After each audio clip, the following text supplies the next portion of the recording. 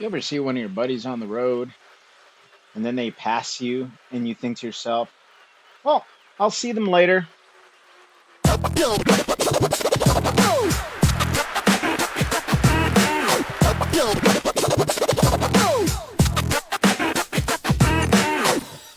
Hello and welcome. Welcome for those new to my channel. Welcome for those returning. Welcome back. Appreciate your viewership. This is the next installment of FRR. We are heading through the Tides and Temples route, which is going to take us up a big part of the way through the epic KOM, and that is where things are gonna get messy. So there's three sprints in play on this stage. The first one is the woodland sprint. So we skip the Sasquatch sprint and then get into the woodland sprint. And then from there we go up the epic, down the Itza Maya combo, and then off to the Stoneway and Acropolis sprints. And as you see, this started off like any other race, put down a little bit of extra power just to kind of put myself in the front. But this being an ITT meant that we had zero draft and all of our power was essentially on us. So it was my job to maintain, the power that I set to do. And so as Brian starts to creep up on the side here, I saw him start to pass, and I was thinking like, hey, no big deal. I'll see him later. We've done a few races now, and he and I have kind of gone back and forth. He's a great rider. Um, and, I figured, hey, I'll, catch him on the climb. Nope, didn't catch him at all. As he's passing me here is the last time that I end up seeing him on the stage, which I was, I was excited to see that. When I finally got to the end and, he popped up a message in my companion app on my activity. I went, obviously checked his, commented on his, and saw that he had finished about 3 minutes and change ahead of me, which is a fantastic feat. Not because I'm excellent, but because this stage is not easy. And for him to be able to, pull back 3 minutes is, something awesome. So I jumped here to the Woodland Sprint because this is the first of the three major sprints on this stage. And as I start to get closer, I'm looking at, once the green banner on the left-hand side popped up, I'm looking at, all right, let me, get ready to launch. I get up to just under 1,000 watts. My legs are still hurting from yesterday's TTT. And I start to push forward, the person behind me, I thought he was going to, try and keep up, but ultimately he didn't. And just kind of blow through these next couple riders. I had to take a quick break because my legs were absolutely sore. And then did another quick, second half here, start to slow down towards the end, and I saw that I came in first place at the moment, which I was very excited about. My front wheel did fall forward just a little bit, so I had to, make sure that I adjusted it so that way I can kind of not fall off the front end of my handlebars. I've done that, once before. And as I'm coming up the climb here, I'm paying attention to the, um, to the essentially, where my standings are for this stage, and I see that I'm in second place. And I'm like, oh man, here we go. Eric managed to beat my time by a little over a minute or a second, sorry. Maybe about, three-quarters of a second faster than me, which is awesome because that means, that's given me something to, kind of focus on when it comes to these sprints, is to put out enough power to kind of keep my momentum going. I honestly thought because his time came in so much or so quickly after mine, I honestly thought he would catch up to me and pass me because he would have essentially had the momentum. But as you see, I'm holding about 230-ish watts. Kind of, I'm trying to stay in the mid 200s. That was my goal for this stage and this race, was to ultimately, stay in the mid 200s. I figured that would be a good place. I do jump into the 300s for a little bit through some of these hills. Again, because this is a individual time trial, I need to make sure that I'm conserving energy for the climb, but also, you know, it's a race against time. The goal is to complete the stage as fast as possible. Not only because it's, going to help it'll help me out in the GC standings, but it's also going to help me overall with with the stage itself. And like any other time trial, it doesn't matter, you know, it doesn't matter whether you're a sprinter or a climber or, just a strong diesel engine. What matters is how you get to the end of the stage. And if you're the fastest, you're the fastest. There's just no denying it. And so as we start to get to the climb here, adjusting my watch and my gearing to make sure that I'm not overdoing it on this first part. I could potentially push, mid 300s, low 400s on this part of the climb because it's not very long. To take me about a minute or so, or maybe 2 minutes to get you know, to get out of this hard section and onto this bridge, which is quite possibly the most disparaging, you know, part of this whole climb is this 3% bridge that feels like it's absolutely never ending. And so as I get to the bridge here, I feel like I did good. I stayed in the, mid to upper 200s, broke 300 a couple times, but not for very long, and just kept my pace going. Felt good. Was doing my best to manage my, hydration as best as I can. I did end up using, so I have what's essentially like a little drink powder. Um, if you're familiar with Fun Dip, it's basically something like that. That's supposed to help in situations like this. It's basically a gel without gel, for lack of a better way of saying it. So it's just a straight powder, and so it's got a few grams of carbs. And I figured, hey, I could use it on something like this.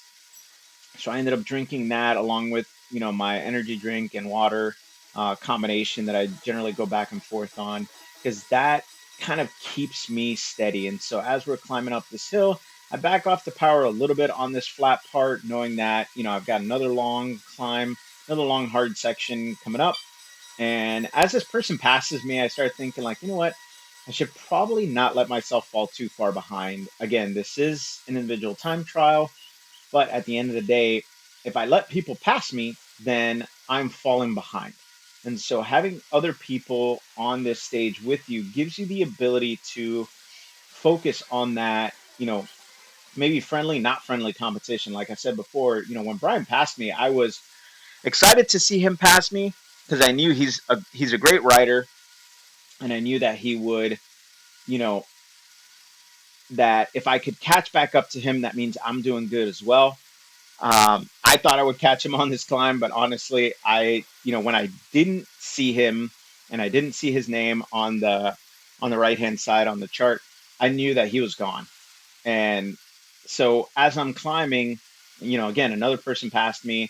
I take a little bit of a break, try and up my hydration as we get through this flat part, and I see my heart rate dropped a little bit, which is good.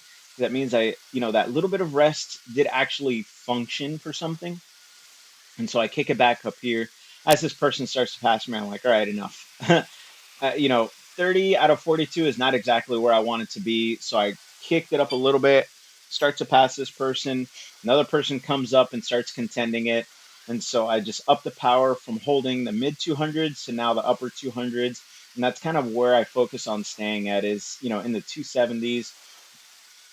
And as, again, this person, starts to creep up and pass me, I put out a little bit of extra power, shift up a gear and just, looking at these flat parts, as I was going through these, flatter parts, these 3%, 2% parts, in between these 4, 5, 6%, I'm, making sure that I'm keeping my power up because I don't want to lose momentum there because that's really the place that I tend to lose the most time is on those flatter parts. So I start to pass uh, that person there whom, I've gone back and forth with them on, it feels like every race they're ahead of me, and then I catch them and pass them on a climb. And so as I get to the top here, I'm holding the mid to upper 200s pretty well. I get to the flat part, and from here on out, it's looking at where the people behind me are at and how I can keep my momentum going. So as we fly down the hill here, I get into the upper 90s and 90 kilometers an hour, which I thought was pretty good. I didn't expect to break 100 because I tend to kind of hover in the mid 80-kilometer an hour range at my weight. And, with all the draft possible, if I don't pedal, that's kind of where I end up. So getting into the 90s, I was pretty happy. So as we get through the backside of the it's a Maya combo here, I'm pushing hard through through these little risers that are coming through, knowing that I'm holding my momentum. I'm staying in the on the downhill parts. I'm staying above 40 kilometers an hour, getting to 50 kilometers an hour, because that ultimately is going to save me time once we get to the end here. And so as I come out of the Mayan, I know that the sprint is coming up.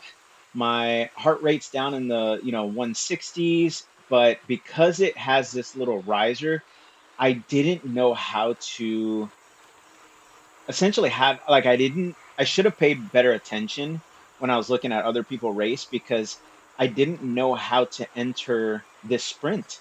I usually get into my hardest gear and then just kind of, you know, roll hard the first few pedal strokes and let my weight boost my power up. But when you're doing that on an incline, it's not as easy, and I couldn't get into my hardest gear right away. So I ended up, not hitting as hard of a sprint as I normally would. Got into the 600s and just did my best to hold that until the end, because I knew that if I can at least, you know, keep up the pressure. I backed off a little bit there because again, my legs were absolutely torn apart. And then I, kick it back up and just, I'm realizing that I don't know if I can, really hold a solid sprint at this point. Knowing that um, the Acropolis sprint is the last sprint coming up. It's a longer sprint. This one was shorter than I expected. But then again, I don't often come from the forward version of this sprint. Again, I see that I'm in first place. I'm excited about it. I know that that's for me, that at least knowing that I'm in first place right now, even though it may change after the fact, means that I could potentially move up in the green jersey points classification. And so I'm also at the same time looking to see whether or not Eric is going to pop up behind me and take the win for that sprint. Again, he's a fantastic sprinter, and like I said, for me, it's looking at his sprint times, it's kind of a measure in my mind to my performance. It's like if I can sprint as good as he can, then I know I'm getting better. And that's, ultimately something that I'm always keeping tabs on, is making sure I'm improving, making sure I'm getting better, because why else would I do what I'm doing? When it comes to nutrition, when it comes to my workouts and kind of the pre-planning and all that, if I'm not improving, why am I, doing what I'm doing? Why would I stay the course essentially? And so speeding up here to the Acropolis sprint, at this point, I am looking at the clock. I would love to get in under an hour. And so as I'm getting closer, I start realizing that I'm probably not going to make it under an hour. So I back off the power a little bit, but the sprint section actually came up a lot faster than I thought it would. And so as we get into, the start of the sprint, I again launch a little bit late. I get up to 900 watts and my quads were absolutely on fire. I tried holding it as long as I could, but they just locked up on me and I couldn't. So I put a second surge here, trying to get in to the end. And as I'm, ramping up the speed again, it's just my quads they're done. They're cooked, absolutely cooked. I tried holding as much as I could at this point, and when I saw the banner, I mistakenly stopped and ultimately ended up, losing a couple seconds at the end. Um, I came in eighth place at that point in the sprint, which I was excited about because I knew that even though I didn't get as high up as I wanted to, I could at least, I could still be competitive on the sprints, even after all of the effort that I did on the stage. Averaging, it shows my average watts is 243, which is not that far under my FTP. And so what I kept thinking about is when I did the Alp du Zwift, I maintained essentially my FTP for an entire hour, which I know a lot of people, comment that, FTP is not necessarily what you can hold for an hour. It could be, strong 20 minutes or, kind of functions in different ways. But for me, I kept thinking, I could do this for an hour. I could do this for an hour. I've done it before. I could do it for an hour, even though, I didn't do it in these circumstances where I've been racing for X amount of days and my legs are sore. I am sprinting at high wattage and kind of burning myself out. And so I just did my best to keep it going. Like I said, I was excited to finish this stage. This was a lot harder than I thought it would be. But at the same time, knowing that it was a individual time trial, it really was as hard as I expected it to be. And so as I start to wrap up here, I see that the Acropolis sprint is still showing on the stage. So I'm looking and seeing kind of where I ended up at. I thought I would have moved down, a few notches by now, but I see that I'm still in eighth place. Ultimately, I ended up moving down, I think, one or two notches. Eric ended up getting, I think, seventh place, which pushed me into ninth, something like that. And a couple others, I think one or two others ended up coming in before me. So I don't know if I ended in ninth, overall, but at the end of the day, top 10 finish after all that, I was pretty happy. So I will catch you guys on the next one. Two more stages left. Thank God they're drafting because I don't know if I could hold this kind of effort again for another 2 days. So catch you guys on the next one.